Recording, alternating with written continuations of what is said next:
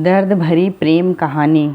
नमस्कार आप सभी को। आज मैं आपको एक दर्द भरी प्रेम कहानी सुनाऊंगी जो आपको रोने पर मजबूर कर देगा। एक लड़की थी काजल, बहुत ही खूबसूरत। जितनी वह सुंदर थी उतनी ही ईमानदार। ना किसी से झूठ बोलना, ना फालतू की बातें करना, बस अपने काम से काम। काजल की क्लास में एक लड़का था जो मन ही मन उसे बहुत प्यार करता था। नाम था उसका संदीप। लड़का अक्सर उसके छोटे मोटे काम कर दिया करता था।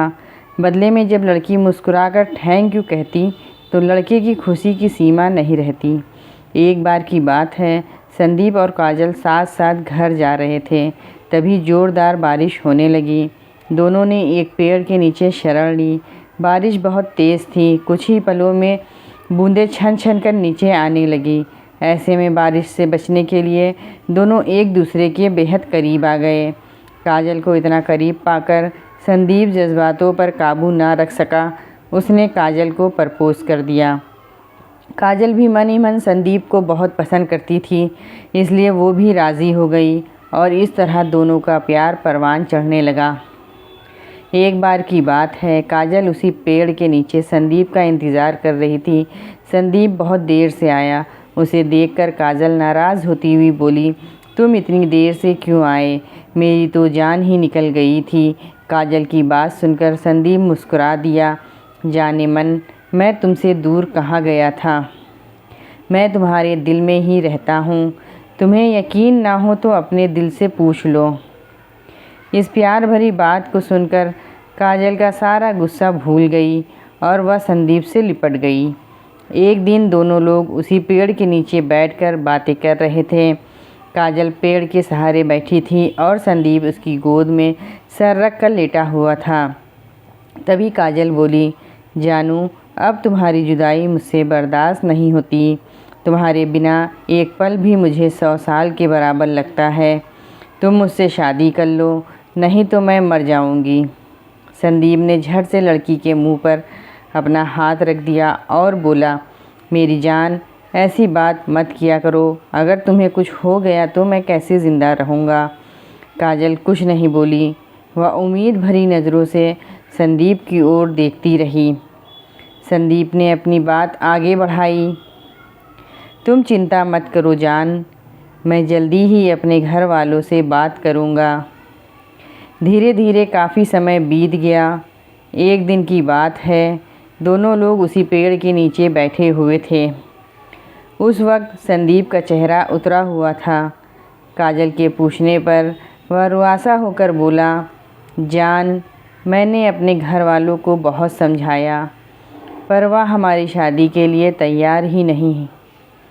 उन्होंने मेरी शादी कहीं और तय कर दी है। ये सुनकर काजल का कलेजा फट पड़ा।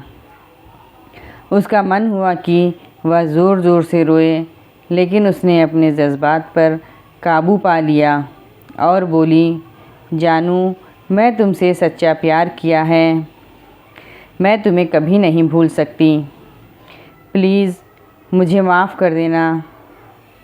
संदीप धीरे से बोला, वैसे अगर तुम चाहो तो हम लोग हमेशा अच्छे दोस्त रह सकते हैं।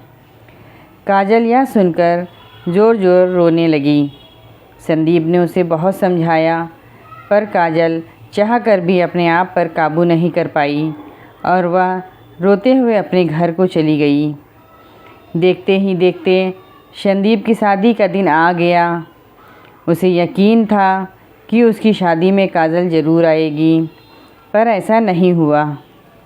उसका भेजा हुआ एक गिफ्ट पैक उसे ज़रूर मिला।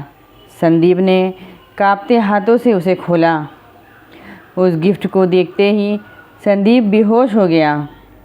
गिफ्ट पैक में और कुछ नहीं, खून से लथपथ काजल का दिल रखा हुआ था और साथ में ही एक चिट्ठी जिसमें लिखा हुआ था, अरे पागल, अपना दिल तो लेते जा, वरना अपनी पत्नी को क्या देगा।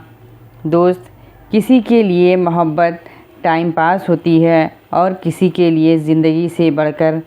इसलिए अगर किसी से मोहब्बत करना तो उसे ताउम्र निभाना, वरना क्या पता आपका हाल भी संदीप जैसा हो जाए, जो उस दिन के बाद ना तो जी सका और ना ही मर सका। उसकी सारी ज़िंदगी पछतावे की एक दर्द भरी दास्तां बन के रह गई। और आपको ये कहानी अच्छी लगी तो प्लीज़ चैनल को सब्सक्राइब कर दिएगा और कमेंट करके ज़रूर बताइएगा आपने इस कहानी से क्या सीखा।